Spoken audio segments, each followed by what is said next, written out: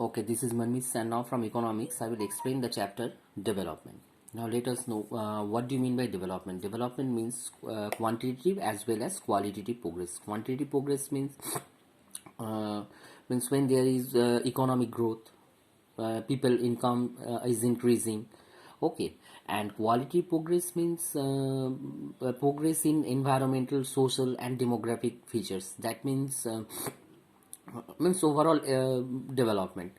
Okay, now social development means where equality prevails, casteless society. Environmental means development of non-conventional source of energy and pollution free surrounding. And demographic component means more birth rate compared to death rate.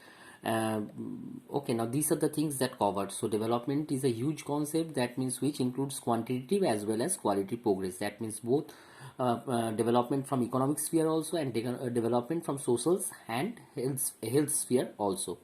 Now next point, that is what do you mean by economic growth and economic development. Economic growth means hike in monetary related matter. That means increase in GDP. GDP means gross domestic product, and per capita income. Per capita income means average income. Whereas economic development means beside economic matters, there should be development in social sphere and also health sphere.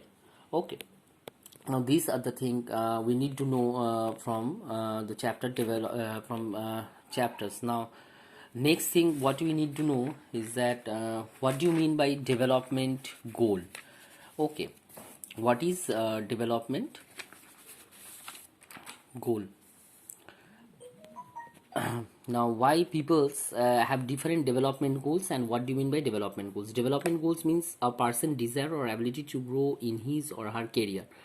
Now suppose for a farmer, what will be his desire? Suppose he is plowing, he is cultivating his land with this plow. Now definitely he want to dream uh, to buy one tractor, because we all know that man has unlimited wants. Each and everyone has his desire. Suppose for a boy who is studying, or a student who is studying, now definitely his aim is to become a doctor, okay, or engineer. So means both, you just see, means development goals for each and everyone is varying. Why? Because peoples have different development goals, because they come from different background. Okay, and another thing we need to know, that is sometime development goal may be change. Okay, now example, a person willing to do higher educations will change his goal and go for employment because of weak economic situations of the family. Okay, now beside income, what are the other things it is required? Now through income we can only purchase materialistic things. Okay, either comfortable things or luxurious thing, okay, or necessary things.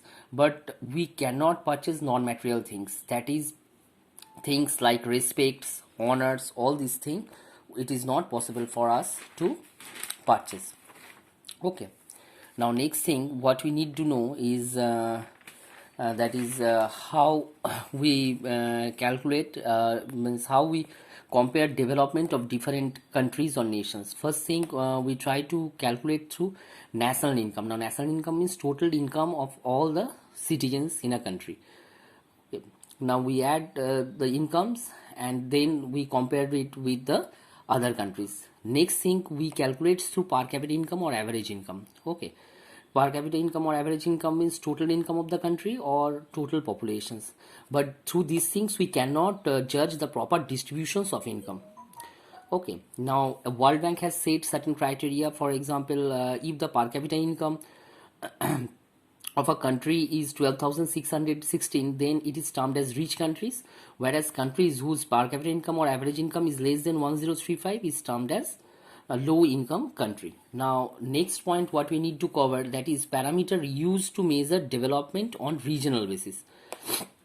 Okay, regional basis means what are the things or the parameter we used to judge the about to judge the development of different state. Now first thing, we used to judge through average income of the state, which we called per capita net state domestic products.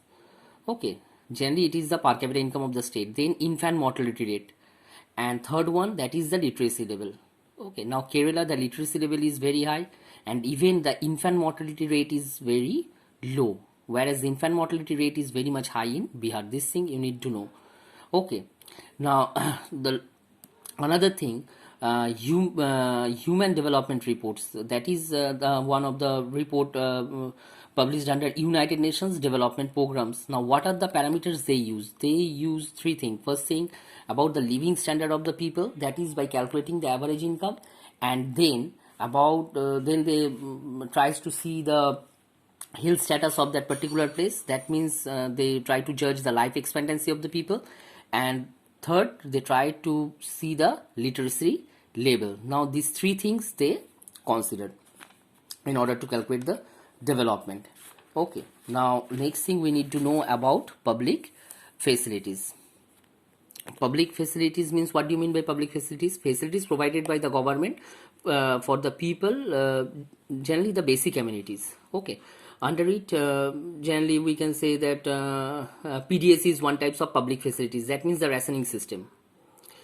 Okay, now why rationing system means, how could you tie up with the development?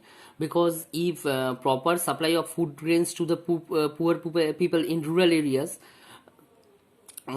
is supported by the government, then definitely the matter is related to health and nutrition purpose.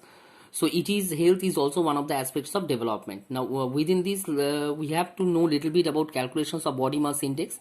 That means weight divided by height, weight in kg and height in meter. If the result is below 18.5, then the person is undernourished. Okay, so weight, the unit you have to the unit should be in kg, and the height, the unit should be in meter. Now sustainable development, already you have studied. Now sustainable development means careful use of resources so that they are saved for future while fulfilling the needs of the present. So that means we should use our resources in such a way that it should fulfill the needs of the present generations, and it should be also stored for the future generations for their reuse. So definitely we should go towards more and more use of conventional source of energy, solar energy. Okay, till this much, and again in the next class I will provide you the question and answer. Thank you.